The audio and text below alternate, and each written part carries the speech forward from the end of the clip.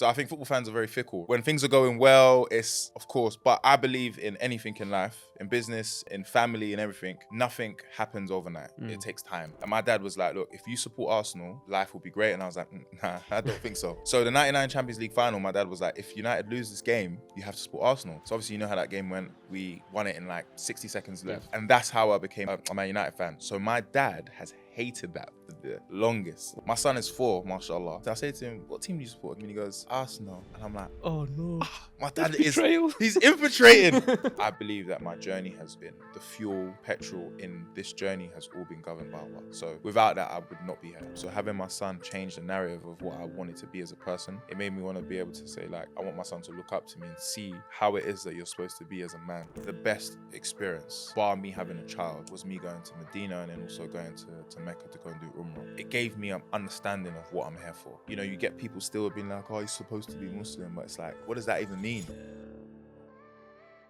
Welcome to the Out of Interest podcast. Our second podcast of the day, back to back. Mazza, we've been doing a lot of back to backs, man. It's been honestly fun. tiring. With jet lag. I wake up at 4 a.m. every day in London. The poor No guy sleep, can't shake the nothing. jet lag. I Seriously can't. No, but it's not easy though. It's not easy. But I It's see it like a not. baby, man. I get over it quickly. No, jet lag, It's stuck. it deals with me a different way, so I'm with you. You're traveling a lot too, though, aren't you?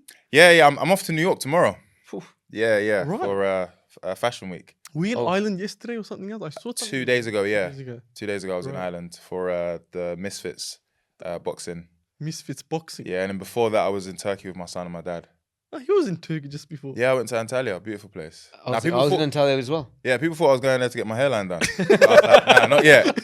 We still got a few more years. Isn't it hilarious how when you're leaving the place, everybody's bandaged up? You got the girls with their noses. So and- on my flight, there wasn't none of that yet. Oh, But right. I've seen the clips Yes. of all the uncles just bandages around Yeah. their noses and everything. I mean, get it how you live. No, there were a few on my flight. From Antalya to here, there were Yeah. a fair few on my flight. You see the back of their heads all bandaged up here. Yeah, and that's pain. a few nose jobs and Nah. a few other jobs here Each and to there. their own. Each to their own. Don't Yeah, judge. Can't judge. Don't But judge. yeah, it's not my cup of tea, man. You gotta But if do I what you go gotta missing for 6 months, mind your business. But hey, it's a beautiful country, isn't it? No, it's beautiful, man. Beautiful. My son The really culture, the enjoyed it. food, Yeah, yeah. the hospitality. Do you know what? I was surprised. Well, not surprised, obviously, but there were so many different like mosques everywhere. Oh, yeah. Like amazing mosque. So beautiful country. Yeah. And people were amazing as well. Have you been to Istanbul?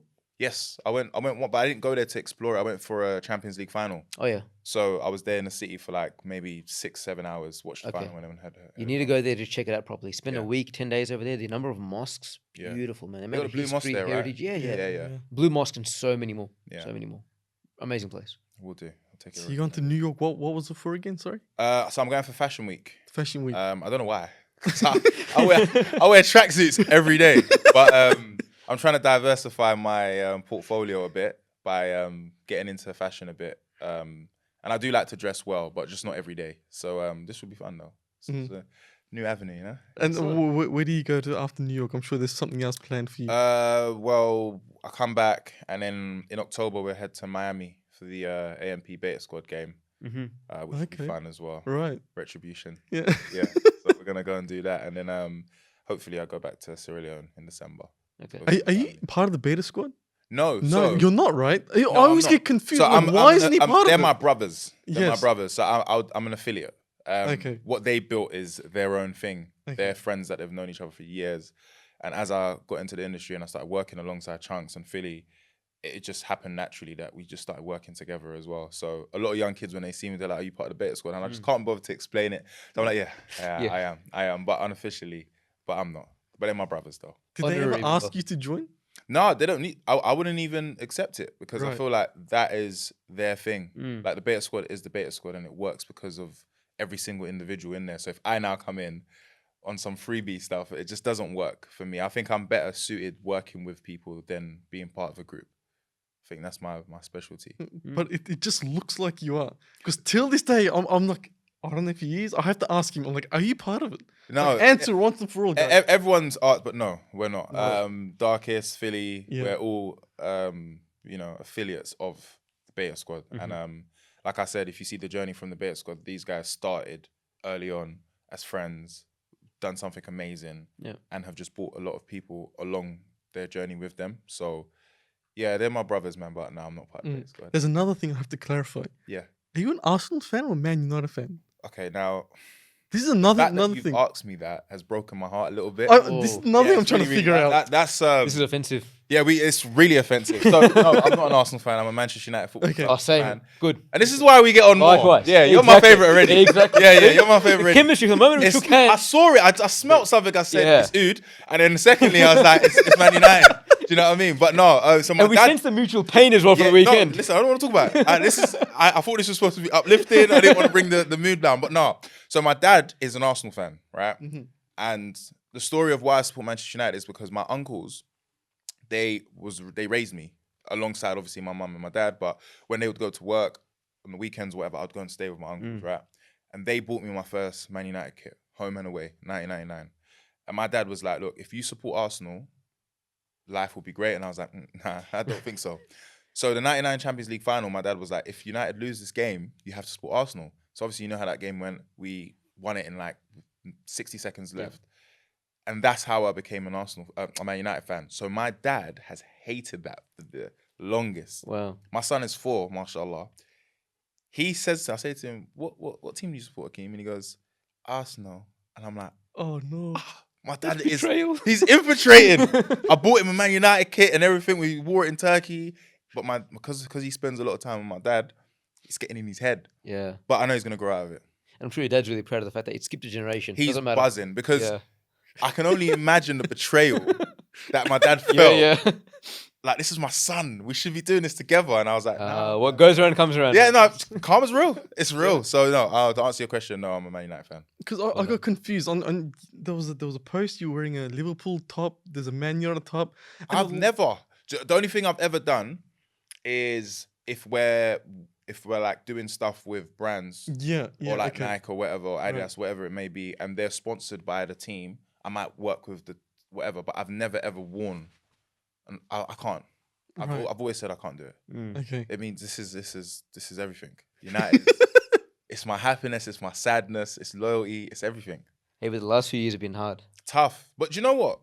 My first 20 years of living. It was bliss. Oh, Oh, it was amazing. oh man. Couldn't have put a step And you know wrong. what? I was a horrible person to people. You know, when I think of it, every time we'd win, I think we all were. Yeah, We arrogant. we just were rubbed just it in. arrogant, Yeah, and it's yeah, like yeah. you knew you was gonna win. Yeah, and then yeah.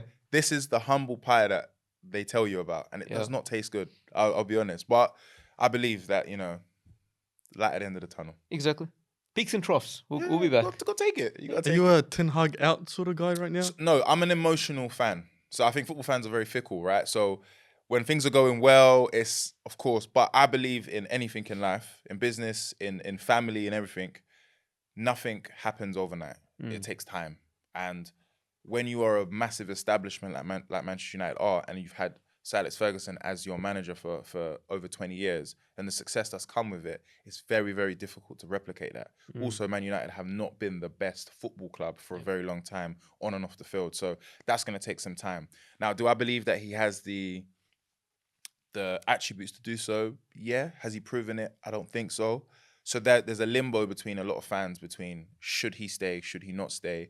I don't believe in getting rid of managers the way we've been doing it. Yeah. But I do believe that there has to come a time where decisions are made for the benefit of the club rather than individuals that are there. So I say we're in phase 1 right now. We've sorted out the way the club's run, the doctors, the staff. We've got rid of a lot of players, the most we've got rid of in one transfer window. That's phase 1. And phase 1 will carry on throughout the season. We just got to take the positives as time goes on, and then next season, make that decision. But if you don't win a lot of your games, the pressure's on you. And Absolutely. I think probably Real Madrid and Man United are the 2 clubs that the pressure is on them the most from the media. Yeah, always. Yeah. All the time. All the So time. Yeah. I wouldn't want to be in that position in any work, line of work. So yeah, I'm Ten Hag in for now, but it's tough when we get battered 3-0 at home. That was bad. That's It was good. terrible, man. That was I was bad. at a tournament, and then the announcer was just like, just to let everyone know, it's 2-0 to Liverpool. And I was like, bro, this is, yeah. Anyway, The reason why I ask, yeah, right, because I'm an Arsenal fan. okay. Always been, always will be, unfortunately. But like, we went to the Emirates the other day when they Yes. played Brighton, Yeah. On Saturday. right? Yeah. And he came along as a Man United fan, enjoyed the atmosphere, supported Arsenal, right? So he's not too loyal. I didn't even know who Brighton was, to be honest. Yeah. I was like, yeah, I don't know who this new little team is. Newly made the league. I don't know what it is. But something that really caught my eye, like, was very different to Australia. Was I don't know if this is like in every stadium, Mm. but me and Mazza said, and obviously us being Muslims, like it affected us a lot. Mm. Where people are not drinking alcohol at the stands. Like there's an alcohol zone, Mm. like inside there, like not on the stands. Like it's like drink and then come. Mm. Like in Australia, everyone's drinking. People are drunk at the games. It's a very terrible atmosphere, which I found very interesting. Is that like the same in, like, let's say, Old Trafford, or is that like an Arsenal sort of thing? Yeah. So I think England has a history of alcohol abuse at games. Right. Mhm. So to combat that and to make sure that there's no violence and all that other stuff, they don't promote drinking in the stadium, as in like whilst you're watching a Yeah, game. yeah. I mean, you can bring out a drink of water, you can bring tea, coffee, stuff like that. But alcohol is, nah, we're not allowed that at all. Also, when you think of it, well, I don't know, like if you watch the Euros and stuff in Germany, you're allowed to drink. Okay.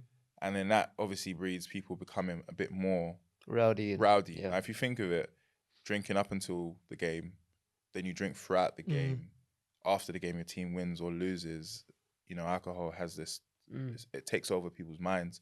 So I think it's to combat that. And I think it's the best thing for me personally. I feel like if your country doesn't have that stigma of being violent, then it may work for, like you said, in Australia, but over here, nah, it doesn't work. Also, there's a lot of kids that come to these games as well. So you got to be mindful of that as well. So it's the best thing anyway. I don't drink, so it doesn't affect me, but I'm with that. I think it's the best way. 100%. Because very like, in refreshing. Australia, for example, like I'd go to an Australian Football League game or a cricket game, whatever, bring my wife and kids along, and you always feel that when people are walking around with these sort of trays of beers and this and that, like it's just with Muslim kids, Muslim girls I'm like, it's not really a family friendly kind of setting. Whereas over here, as Ali said, it's really refreshing. Yeah, but to that's see the that. culture though. Football has that's the culture of football. Yeah. Is you know, drinking.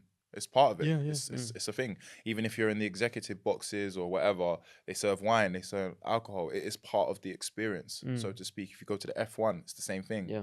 So it is part of it. But I think what the UK have done well is say, okay, you can still drink, but not whilst watching the games. Yeah. Because also there's an element of dashing alcohol onto the pitch Yes. if you're upset. That Yeah. used to be a thing where people would do that stuff.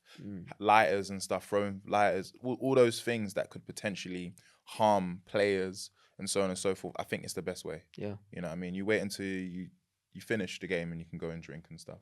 And I think even in surrounding areas, like I used to work at near the Emirates actually. There's a store called Co-op supermarket. And on game days, they wouldn't serve no alcohol because people would come in, potentially drink, go to the game drunk, and then come back and try and buy alcohol. So we wouldn't sell alcohol at all. They would literally like put a chain on the door so no one could try and come and steal something or whatever. So I think it's the best thing. So you used to work at a grocery store. Yeah. Humble beginnings. How long ago? Yeah, so that was 2017 to 2018.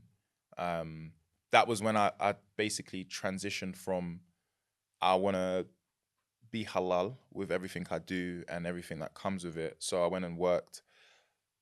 Best experience I've ever had because it taught me the value of the pound. It taught me about working very, very hard and not receiving near enough half of what you feel like you deserve. And I think I learned a lot about myself as well. People skills. Yeah. I've always been a people's person anyway, but just being able to be that smile on your face, even when things are not going well upstairs. And I did that whilst knowing that I wanted to pursue this career that I forged for myself. I did a lot of like Snapchat recording whilst I was working, and just to show people that like regardless of my situation, I'll always be the same person. So a lot of the things I used to do was like, you know, just showcase my day really on Snapchat. I did that a lot. And people loved that about me, that I wasn't hiding where I worked. I was still the same person. It's just that my current situation wasn't where I wanted to be. And yeah, that was a great experience for me. Honestly, one of the best things ever. I think when you work for bare minimum, it teaches you a lot. But then something changed when someone said to me, you know, if you work a 9 to 5 for the rest of your life, you only get paid 12 times a year. And that didn't sit right with me. I was like, I want more. I want to be able to like achieve more. And I've always felt like internally I've always been a great person. Not even like subconsciously, you know, you got to believe who you are and everything else. And that was just a starting point for myself to actually go out and get out of my comfort zone. Yeah. So that was good. You know, when I meet people who are obviously who have taken up your line of work and as a career, I always wonder when you're sitting down and sort of mapping out where you want this journey to go and how you want to map it all out. Like for a business, for example, you look at we want to offer these products, these services, this market, and whatnot. What's the business plan look like from your perspective to say, okay, well, my content has to be of this particular nature to be able to appeal to this particular demographic so that I can achieve this particular outcome? Is it that methodical? Do you think it out that much? Or do you say, look, you know what, let me just wing it, see where it goes and see who connects with me and where do I go from there? I think in general it's different for everyone.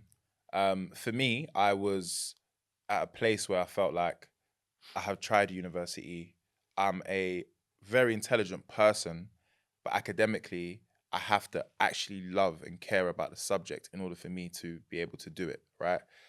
And I felt like that wasn't going to be my route to success. It was going to be something that I loved. And I've always loved entertainment. Like I loved watching Jamie Foxx, My Wife and Kids. Yeah. I loved the entertainment aspect. Great show, My Wife and You Kids. know, Will Smith. Yeah. I used to literally, what used to motivate me to go to work was listening to Will Smith quotes, Denzel Washington quotes, like 30 minutes on YouTube, just listen to it. And it was always about like doing more than what someone else is doing. And for me, when I saw where social media was going, I was looking at what everyone else was doing. Okay, everyone's uploading every day, so I have to upload twice a day.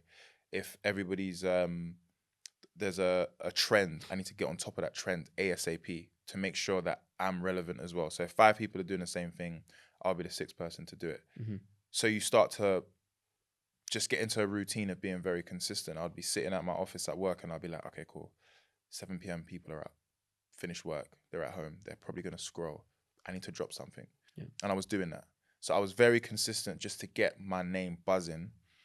Then that was quote unquote my phase 1, was to just introduce myself into social media. And I knew the way I was doing it was very different to everyone else. So to answer your question, yeah, you have to be, because some people stumble across it and then they go with it. I didn't have that. I wanted to be very meticulous with how I do it because I wanted to have longevity rather than just be a buzz. So my next step was to get onto YouTube, which obviously through the help of other people, they gave me opportunities and whatnot, and showcase what I had done on social media in terms of like Snapchat and Instagram, but put it in long form and keep people's attention and be myself. The biggest part of it is always being yourself. I think when you're doing social media and you're creating a character, that I don't know how long that can last for. Yeah. Because it's like people can get bored of it. But when you're being yourself, you can always reinvent yourself. So that was my thing, was to always be myself, and then everything else will start to come into it, put things out into the world. Like, you know, I love football, I love trainers, I love presenting, I love music. All of these things, you merge them in together, and then people see that you actually have expertise in these fields. They offer you opportunities, and when you give that opportunity to you, you've got to do your best and take it and make it your own. So that's why whenever I get a job, you can't compare it to anyone because it's me. Whereas if I'm trying to be like the next Anton Deck, or if I'm trying to be like the next Jonathan Ross, he's already done it. Yeah. What's different about you that I won't now give this show back to Jonathan Ross? So it's always about being yourself and understanding that there's roots to it. Like my first entry level of content isn't what I do now, because that was just to get people's attention. But then I looked at it in a longer period. I was like, how long can I talk about girls and clarting? How long is that gonna last for? It's not really gonna last that long, but it's to wake you up and say, that's where I was, here is where I am now. And that is the beauty of growth, and also like having a proper plan. But it wasn't no whiteboard plan. It was just mentally, I just knew, like, no one understands what I'm trying to do here. And that's usually, you know, how people... It works. You know, you have a plan, you execute it, and it's only when it's done, people are like, wow, that was amazing. So, yeah. Interesting. Was there any particular inspiration, any particular person or benchmark or somebody else who'd done it before you to say, look, you know what, that's for me. That for me is a pass mark there. If I can do better than that, or if I can Yeah, I reach think that. there's a few. There's like, so like I said to you earlier, I was like, I loved like Will Smith and Jamie Foxx. These people are just like tapped. They're just Yeah. themselves. They're just funny. They're when they do films or whatever, the character, they go above and beyond to make that character someone that you won't forget. So I wanted to be that person. Then when I looked at social media at the time, I felt like, you know, the likes of Michael Dappermo, the comedian, they were forging a career for themselves using their humor. And I was like, I want a bit of that. But I'm also that person in general without, you know, going to school or college or university to obtain that level of like professionalism. But I also knew that, okay, cool. If they can do it, then I can do it, but in my own way. So I would say like just seeing social media becoming a thing was enough for me to say, okay, cool, I'm going to take my chance. And I think the first time I put a video out and I saw the reception, I was like, yeah, I'm in. I know. I just knew. You just have a feeling. You're like, What was that reception?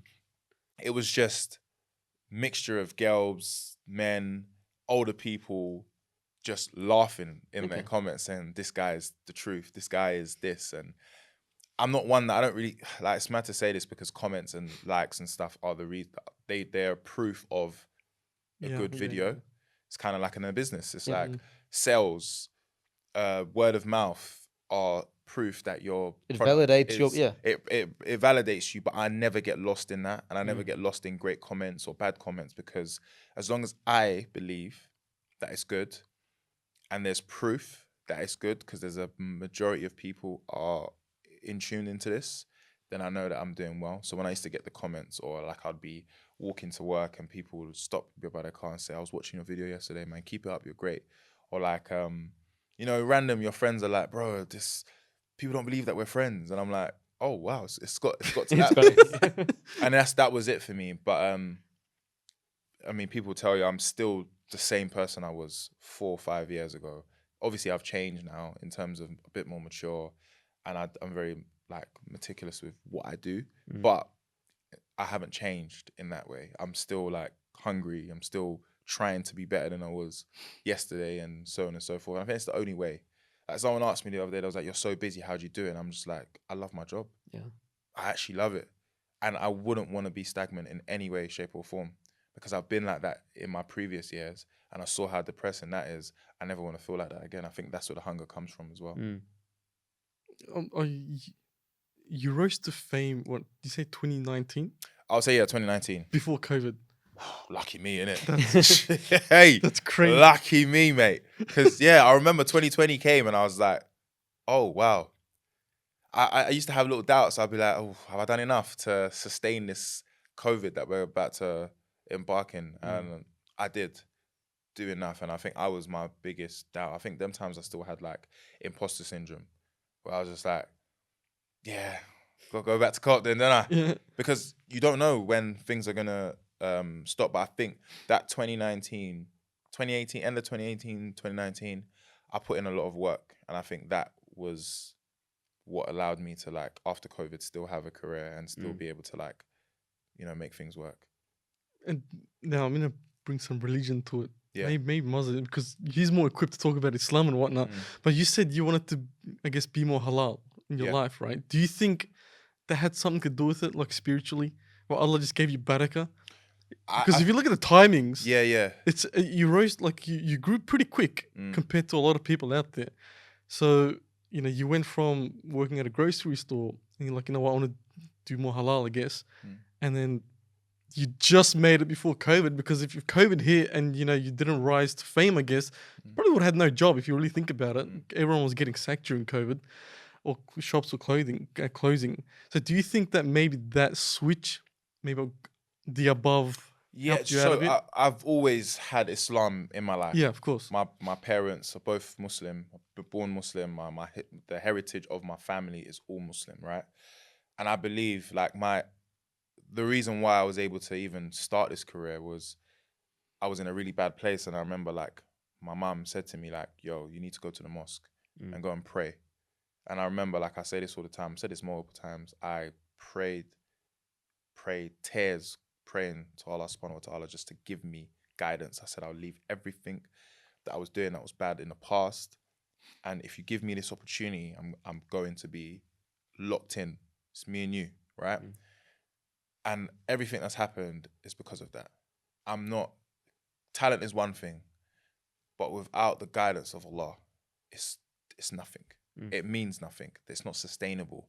The bumps and the journeys the bumps in the journey that you're about to embark in, they don't hit as much if you don't have Allah. And I believe that is the reason why I'm in this place. I don't think you rise to fame as quick as I did. I don't think you have the moments that I have without that. I just don't believe it. And I don't think there's anyone that can prove me wrong. You're chosen for these things. And I always knew, like little things like, you know, I'd post comments and people come to me and say, listen, bro, I know what you're trying to do, but just know your influence is so powerful right now. You need to maybe put that to the side. And I was just like, brother, allow me, yeah? I didn't know you was an imam, all right? Just chill out. Yeah. But at the same time, I took the positives from that. And I was just like, it got to a stage where I was like, you know what?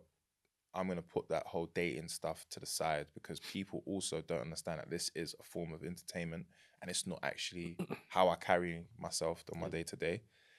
And with Islam, I remember like Chunks called me randomly and it was around a time where I was feeling a bit like lost. You know how it goes, man. Sometimes you're just locked into work and life and you forget to pray and you forget that this is the reason why I'm here. I'm super grateful for it, of course, but I'm not showing my gratitude to Allah. And he messaged me actually. I still have the message on my phone. And he was like, Umrah, are you ready to go? And I just felt like it came from Allah. Yeah, like perfect timing. The message was sent at 6:46 p.m. I responded at 6:46 p.m. Didn't check my calendar or nothing. And I was like, I'm going to be there. And yeah, we went with a few of the brothers. We went with Mustafa the poet, Sharky, a few of us. The best experience, bar me having a child, was me going to Madina and then also going to Mecca to go and do Umrah. And that was like, it gave me an understanding of what I'm here for. You know what I mean? Yeah. Like that was okay, this is it. This means more. And, you know, you get people still being like, oh, you're supposed to be Muslim. But it's like, what does that even mean?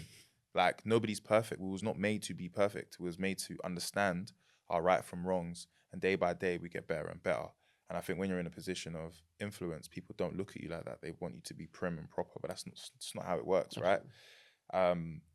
So now that I've been there twice now, inshallah, we go every year. It's just like my top up of dawah, top up of like understanding our religion, understanding who we are and what we're here to do. So I believe that my journey has been the fuel, the petrol in this journey has all been governed by Allah. So without that, I would not be here at all. The luck that I've had, well, don't even want to call it luck, but the blessings that I've had have come from, you know, my parents' prayer. The reason why I've never gone to jail, the reasons why I've never really been in real problems with police and I've evaded so many different things was because of those prayers. When people speak about the prayers of your grandma, grandfather, and your dad and your mum, Powerful. they're powerful. Very powerful. And I can't explain that to someone that doesn't know what it feels like. So going to Medina and seeing that in the flesh, like immediately I was walking around the Kaaba just in tears, bro. Just like, wow, this is what they talk about in the books. This is what your parents tell you about how beautiful our religion is. And the fact that I have everything that I've asked for and more, I'm always grateful. I take every positive and negative with the same level of like blessing. So yeah, to answer your question, bro, like, yeah, it's all prayer. Because just imagine like 2019 and COVID. I was like, how? And then even during COVID, I got offered a mad job that helped me like look after my son because I had a son during COVID as well. And it was like, this is just like, if you needed any proof, I'm good. So yeah, it's been a beautiful journey, honestly. Like, and you know, I can't even complain, really. No, it's an amazing message and one that you should keep on, because that's what our youth need to hear. You know, like they look at, obviously you're a person who's in a position of influence. Yeah. And you know, there are so many young people out there who follow, who might copy your trainers or copy your fashion or copy whatever. But I think that's the most enduring message. If they copy that aspect, that mindset that you have, they'll take them a long way.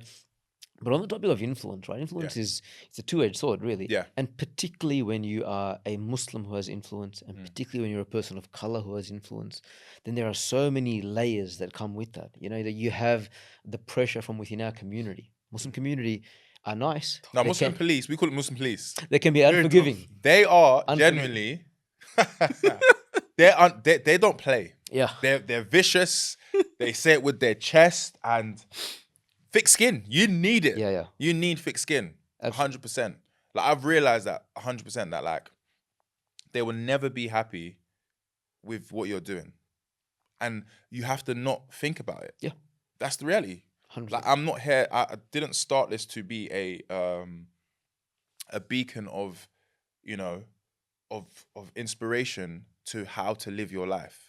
I'm living my own life, and I'm showing you my mistakes, but I'm also showing you at the center of everything, I'm always reverting back to Allah.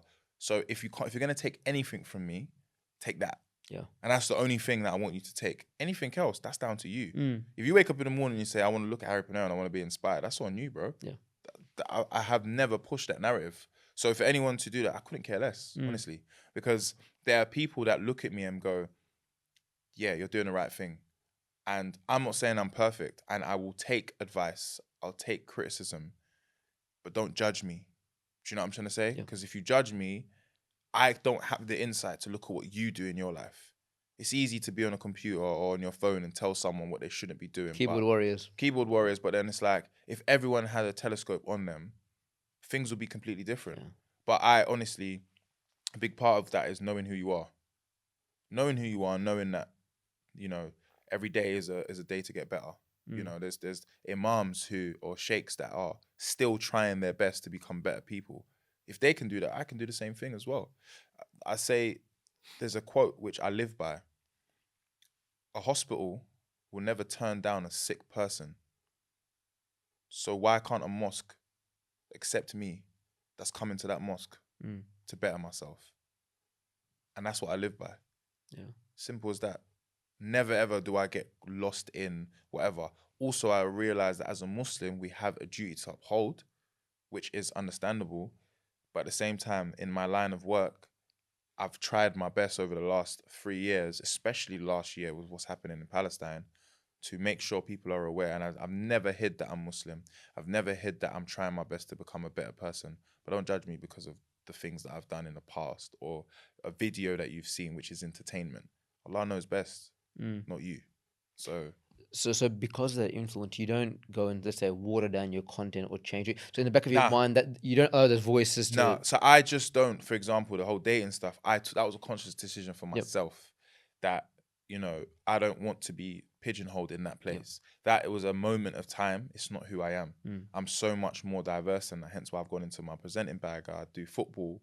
I'm going to go and do fashion week. You know, I've got investments. We've got an announcement of something big that's going to come soon. I'll tell you off camera because I can't announce it. It's not out yet. Sure. Like stuff like that. I'm going into different places, but I'm using my entry level of what it was to grab your attention, but then also show you this is growth.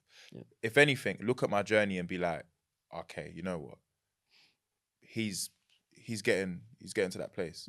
A football player, a business, a chef. The first thing they do is always rubbish. It gets better with time. Same thing. So I don't have no sleepless nights about it. Do you know what I'm saying? I think it says a lot about them more than me. If their attitude towards me is, oh, how could you be this? Poor excuse. Come on, man. I always say, you know, like, because in our line of work, Islamic finance and whatnot, you get that feedback all the time. I always console myself with the fact that I'm like, at least I'm doing something about it. Like, talk is cheap. You can sit there and critique and criticize me for whatever you want, or our products, or whatever it is. But at the end of the day, you're not doing anything better, are you? This is the best that we can offer right now. And as you said, it's continuing to innovate and evolve and change and improve. That's the life of a Muslim overall, right? From the day we were born to the day we die, it's always we have a zeal for perfection, a zeal for improvement, but we're never saying that we're the finished article. We're never saying that we're perfect. I've never said I'm the best. I've never said that I've never pointed a finger at anyone on social media. I literally just do what I can do. And that is it. Born alone, die alone. It's the reality. When it's judgment day, I'm not going to be chatting to you and being like, yo, bro, like, no, we're all on our own journey. So you can advise And the thing is, I don't mind people telling me what they think. It's how you say it. It has to be digestible. You know what I mean? So I live by that same mantra, and if people don't, then they're not gonna get no response. I don't even respond to people anyway. Like once or twice, someone might say something like, "Oh no, Yeah. mate, you got to hear what I got to say, pal." You know what I mean? Something happened the other day where someone was saying something about it, saying, "Oh, you promoting this?" And I said, "I'm not promoting anything. It's in there." And I said, "This same brand is the same jersey you're wearing. Yeah. So come on, let's have it right." You know what I mean? So yeah, but it's all Yeah, like I've been following you for many years. You and Chunks and the Beta Squad and whatnot. Like personally, I'm always like these guys are good. Like they're Muslims. They're openly Muslims, as you said. Nothing sus they put out there. They don't do anything with girls, like open girls, this and that. No alcohol, no nothing. I'm like, and now that you're saying this, I'm trying to think back. I'm like, what can they possibly pick on? But you know, I think what's going on? When you're Muslim, it is tough to be an entertainer because realistically, sometimes the content that we're doing can be taken the wrong way. Yeah, you're walking a fine line. Very, very fine line. And we have to do our best, not even for anyone else, for ourselves, to not cross that line. So we have to be very selective with what we do and what we say and so on and so forth. But at the same time, I have to be me and we have to be ourselves. And again, it goes back to the whole watch us for the entertainment, what we're offering you. Don't watch us to be, like we're shaming our religion. Because at the same time, we're the same people that have gone to Umrah to go and get, ask for forgiveness. We're the same people that pray. We're the same people that carry with Muslim faith. We're the same people that during Ramadan, we stick together as a brotherhood and we fast the whole month and we do our bits. We're the same people that, still donate outside of even saying anything. So it's like, it's never going to be enough for those type of people that are triggered by it. And I'm fine with that. But we do our best to, we're not perfect, I'm not sitting there saying we're perfect, but we're striving to be the best we can be. And that's all we can do. I think a lot of people don't see behind the scenes. Meaning, what I mean by this is, I could almost guarantee you, Harry, like I'm sure you have rejected so many brand deals because it's not halal, right? And the haram world we know gives a lot more money than the halal world, right? I could pretty much guarantee that you've rejected 6 figures, high 5 Betting, figures, alcohol, 100%, cancelled brands, the lot. Yeah. For not because it looks great for you lot, but just for my own dignity, conscience. my own conscience. Like you, and what we've done, making the money that we've made from being ourselves, I'm proud of that. My son one day will be like, yeah, my dad didn't do that, so I'm not gonna do that. Yeah. So it's like and it goes back to the whole like knowing how to take positive and negative. Now, positive, life is not always going to be that positive. There's going to be negatives. The balance is what makes it fair. And I think having people that disagree, don't like me, is as good as having people that do like me and do support me. And in this world, you can't have just one. You have to have both. And that is it. So it's not something that like I wake up in the morning and I'm like, oh, I've got to make sure I'm, post a map of me praying, or I've got to make sure I post a Snapchat or a snap of me, how much I donated for this. That's nonsense. Because then I'm not doing it for the sake of what I'm supposed to be doing it for. And you just got to just live your life like that, And I think when you have your family, your kids, your friendships, your finances, everything else in a good place, alhamdulillah, you just got to be grateful for that. And whatever comes with that is what it comes with. What was that? You've mentioned a few times your son. You sound like a very proud father. I am. He's started reception Monday. Reception for us Australians? What does reception mean? So reception is after nursery. It is the next step. We call it kindergarten. Kindergarten, yeah. So it's the next step before you go into for you will be You grade say he was 1. 4 years old. 4 years old, yeah. What was his name? I think you put on Akeem. Put on your story a few times. Yeah. That's my little boss, man. So how has fatherhood changed you? It's just, you know what it is? It's like, if you're blessed to have a father, you know how much sacrifice your father has done for you to understand the basics of life, right? Yeah. But then also it comes with a responsibility that you can never go away from. But then it's not something you ever do want to go away from. So having my son change the narrative of what I wanted to be as a person, it made me want to be able to say, like, I want my son to look up to me and see how it is that you're supposed to be as a man. And yeah, he's just full of character.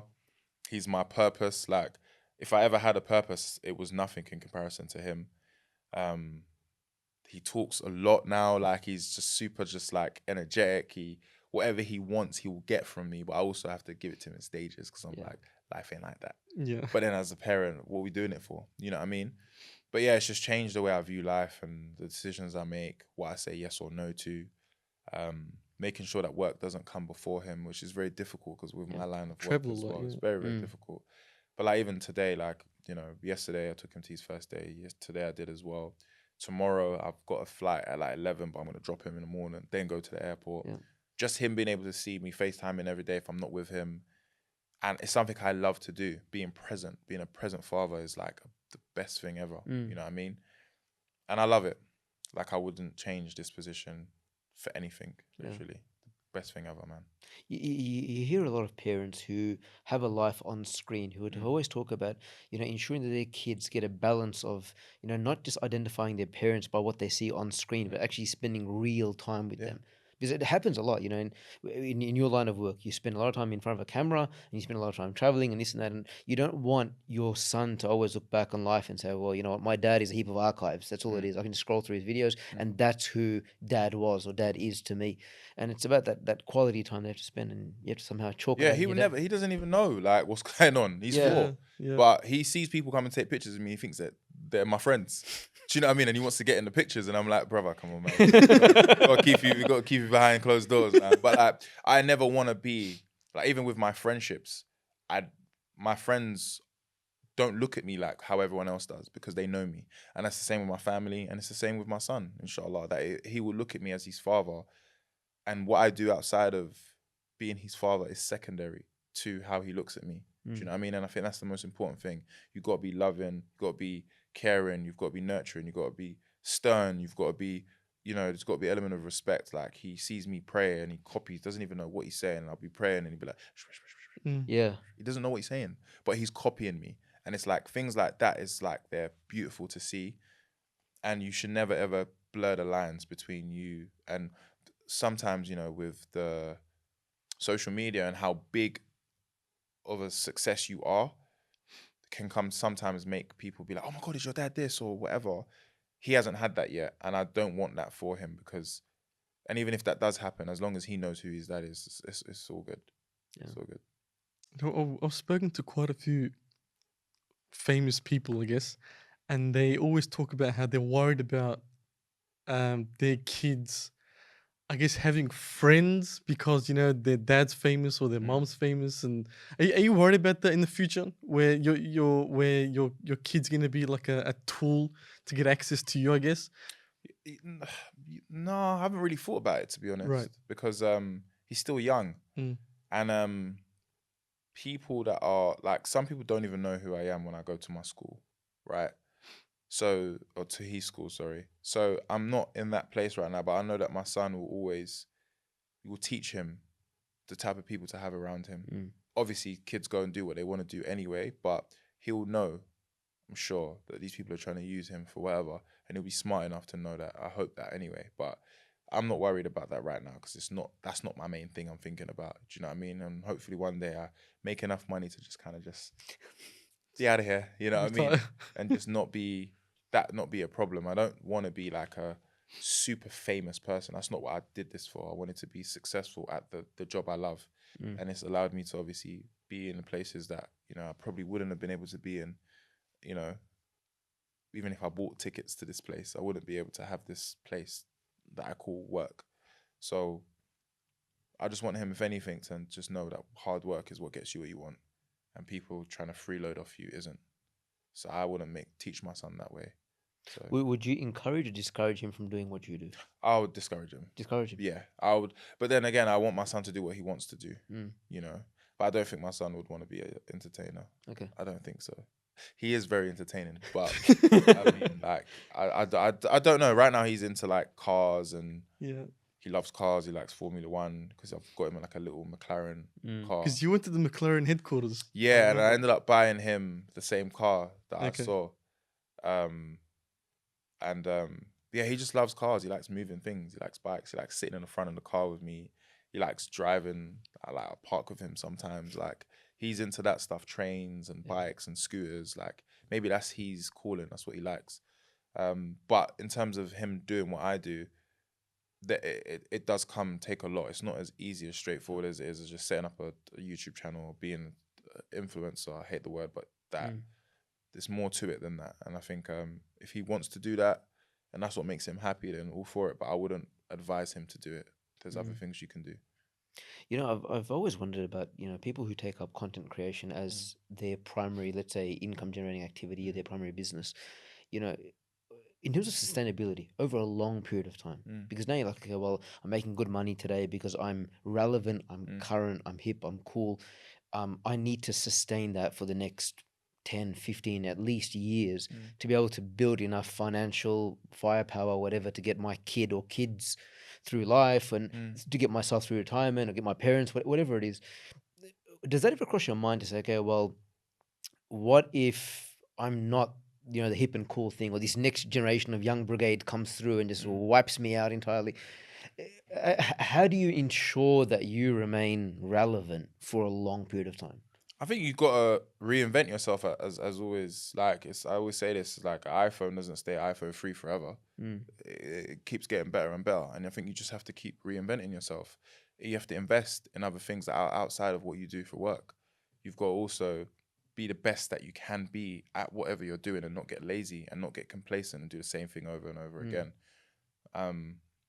And hope that, you know, you're good with your money as well. You put your money away. You know, I've got like things that are in place to make sure that my son is in a good place. But then also it's like, you know, if we're not always going to be here, you can't take this money with you. Put things in place so that your son is, or your daughter is going to be good if you're not here no more, you know? So I think it never crosses my mind because I'm always thinking ahead anyway. So I'm always like, you know, I drop a YouTube video and the next thing is, okay, cool, when are we going to do the next one? Yeah. And I've got people that are in that field that know how to create great videos. They know who I am, so they create a format for me that is going to work for me and is tested and trialed to make good views, good money, good reinvestments, and so on and so forth. It's a wheel that keeps turning and you have to be along with it. You can't just get stagnant because if so, you'd be forgotten. Yeah. You'll be that guy as a has-been. And I don't think I have that in me to become a has-been. Have that confidence in me that whatever I do, I'll find something to make it work. Because the cycle of relevance and irrelevance of social media is very fast, man. Yeah, because people You're hip and cool today, and before you know it, it's But gone. you know what it is though? It's because people don't have. It's how to say this. It's like the work ethic is what allows you to be relevant. It isn't just because you're a name. A name isn't what sells the shirts. It's what you do. Yeah. So, for example, you look at like people like Speed, for example. As big as he is, he doesn't stop working. He's always front of mind. He's always front of mind. He's always center of attention. Like him or dislike him, he's there. He's someone you will speak about. That work ethic comes from wanting it more than everyone else. And I think that's a big part of it. You got to want it more than everyone else. Yeah. It's like a football player. If the ball's in the middle and there's one player there, whoever gets that ball wanted it more. And that is the way I think you should always be in anything you do. In your family, in business, in religion. Get to the masjid before everyone else does so that you have a space to pray. Same thing. And I think that's the same mentality you got to have in this industry because it is very fast and people, like you said, are coming. They want their space and they're going to take it. And if their generation is, you know, championing them and you're not doing anything, they will take your space. So you just have to want it more than everyone else. Yeah. Harry, you work with a lot of famous people. Yeah. One being David Beckham. I believe so, right? I didn't work with him, but I worked for his company, Guild Sports. It was a e-gaming thing, right? Yes. Okay. And I took the job because I said David Beckham. And I was hoping, I was like, Bex, hey, he went there. But no, I've worked with like football again is my biggest thing I love the most. So being able to like work with football players, you know, I played with Eden Hazard, Kaká, Drogba at a charity match, and I've got all their signed shirts. Like that's something that when it's all said and done, when I do step back or like, you know, I'm like, I just want to chill now. I can look back and say, wow, like that. It's a trophy cabinet. Yeah, I've got that. That was me. But yeah, no, I didn't actually work with David Beckham. I haven't actually. I've been at dinner, and he's been 2 tables down. So you've never like officially met him? No, I've not officially right, met him. No. Okay. Fingers crossed though, one day. Yeah. Yeah, just what guy in it. So who's the coolest famous person you've worked with? The most fun you had? Coolest, I'll say Idris Elba. Okay. I had a podcast with Spotify with my co-host Henry, and we had an interview of him, and I say to this day it's probably the best interview I've ever had, because I was a fan of him. He's from the same country as I am. He's half Ghanaian, half Sierra Leonean, and we was basically talking about his rise to success, and again, like I was mentioning now, about wanting it more and not giving up, and the turbulent times, you have to power through them. And then also talking about things like, his father passing away whilst he got one of his biggest roles as Mandela, and his dad not being able to see it. And it was an emotional conversation. Yeah. And the reason why I knew it was so good was because he introduced me to his wife, Sabrina, and he was just like, yeah, this is the guy who almost made me cry while I was doing the interview. And I was like, it made me feel good. Yeah. Not that he was going to cry, but like the fact that was what he remembered me and introduced me to his wife with. And like, for me, he's a figurehead of our Black community in terms of going like into that space and making it your own. So that was probably one of my best, but the one that meant the most to me was interviewing Paul Scholes, who is my favorite Man United player of all time. Going into his gym in Oldham and just talking about football as a fan, as someone who I've watched as my hero. And that was just, can't put it into words. Yeah. Every question I asked him, I was just like looking at him, oh my God, I can't believe I'm doing this. Keep your composure.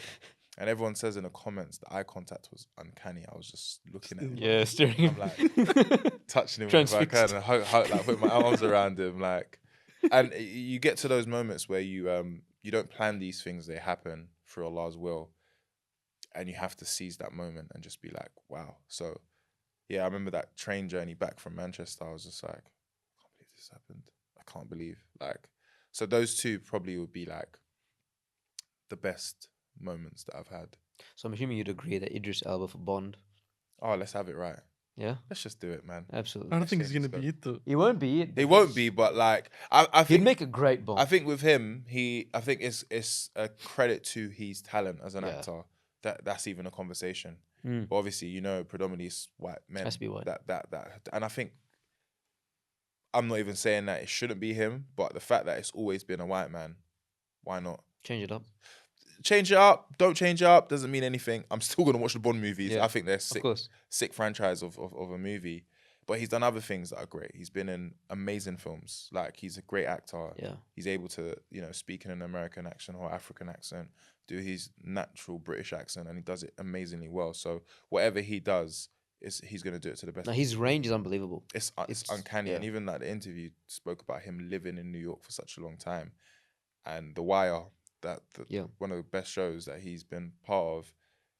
When he was doing the casting, the casting director was like, after he had done his acting, he was like, I need to ask you a question. Where are you from? And bearing in mind, he's been speaking in an American accent throughout the whole process. He said, yeah, I'm from East London. And the guy was like, I knew it, man. I knew it. Like, you got a great accent, but I knew it, man.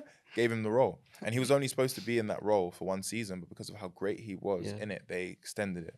And he went on to be, obviously, one of the best characters we've seen in a series. So yeah, like I don't care about the Bond stuff. If he gets it, I'll be obviously super happy. But he's done so many great things that it shouldn't be the pinnacle of your career. Of course. I don't think Daniel Craig did a good job. Just as my opinion. I think he was alright. You reckon? Obviously, Pierce Brosnan is like iconic. Sean Connery. These guys are the iconic. But I've enjoyed the films that Daniel Craig's done. What's your favorite Bond movie? Casino Royale. Same. Casino Royale was loved it. Super, super great. Loved Casino Royale. Super great. And of Casino Royale, I don't know what it was about. You know that the introductory credits they have at the start? where they show all that cartoon Yes, or you mean imagery at the yes, start. yes. But I think with Casino Royale, the reason why it's my best film, yeah, is because they tie in a lot of the old school cars and guns, Yes. but they modernize it a bit. And I think it's a gripping film from the start to the finish. And we all know how they're always going to end. Yes. But it's oh my God, is this going to be the one? Like, it has that about it. And I think Yeah. it's amazing, like, screenplay. It's just top tier. But yeah, Casino Royale is my favorite. But even the Bond Golden villain- Finger as well. Like, Yeah. these are classics. But Casino Royale, I really enjoy that more. Same. Later And in time. Casino Royale, even the Bond villain, the blood tier and all Yeah, that, like- the way the whole thing was set up is just It's an astounding. amazing. great movie. You want to go into acting? You know, yeah, I'm weird. I felt like I wanted to, but I was shy. I reckon you'll do good. I was a bit shy to do it. I was like, I don't know if I'll do it. I think maybe later on in my career, hopefully, inshallah, I'll be able to tap into it. I've done a bit of acting anyway with like the sketches that me and Philly do, and it is something that I kind of would love to do, but it is something that you really got to lock into. It's not something you can muck around with. And I think if I was going to do acting, what would show how great I am at acting, or good I am, should I say, would be me doing a different role to who I am as a entertainer. Mm-hmm. I think that's when you can show that you've got some diversity in your acting skills, rather than me being an entertainer all the time. It would be good for me to do something serious. Like, I don't know, maybe be a crackhead or something. Really serious gig. A crackhead or big time, I don't know, drug dealer or something. That's a bit too easy. But yeah, you know what I mean? Something that's a bit different for me that shows range. I think that would be something I would want to do, because I like to come Challenge yourself. Yeah, why outside the not? comfort zone. Yeah. Can you do an American accent like Idris Elba? I think I can, you know. Go for it.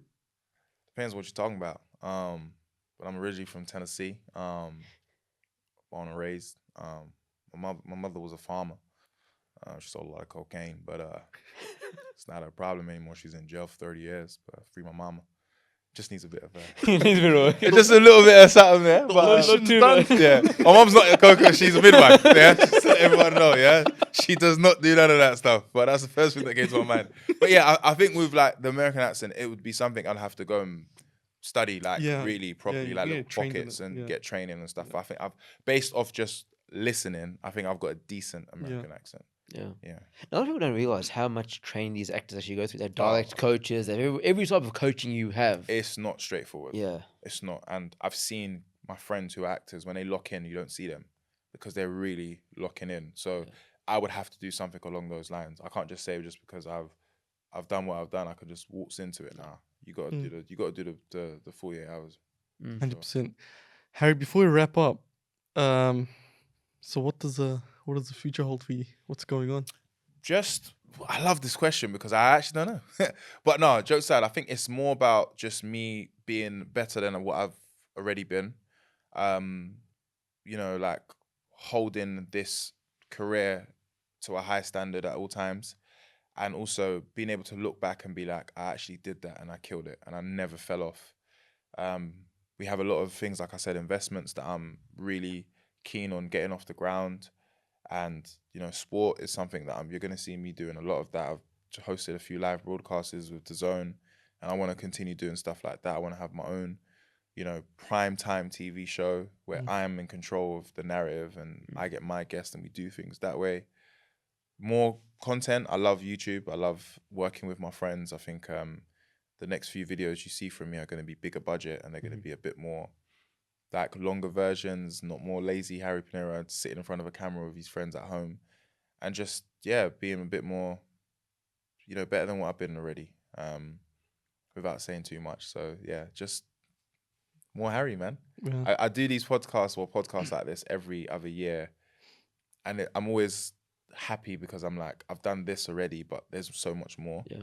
You know, like in your mind, you know what you're gonna do, but I believe in just doing it rather than saying. Excellent. All right. No, inshallah, we wish you the best. Yeah. Oh, thank you for Wish you having the me, best. man. Honestly. Inshallah, nothing but blessing comes your way. Inshallah, for Yeah, likewise, man. For all of us, I'll I keep think we're. following you. I'll keep cheering you on from a Yeah, distance. just tell on the all other side of your the friends country. in Australia, Melbourne, man. Keep subscribing, man. My son needs milk. You know? Even though he's 4. It's as but simple as that. yeah, he needs some milk, man. So whoever's watching and you care about kids, subscribe. But thank you so much, Harry. Thank And you, thank on you. that note, I hope you guys all enjoyed it. Give us a like, subscribe, give us a comment. If you guys are listening on Spotify and Apple and all that stuff, give us a review. It does go a long way. But I hope you guys enjoyed it. See you guys in the next one.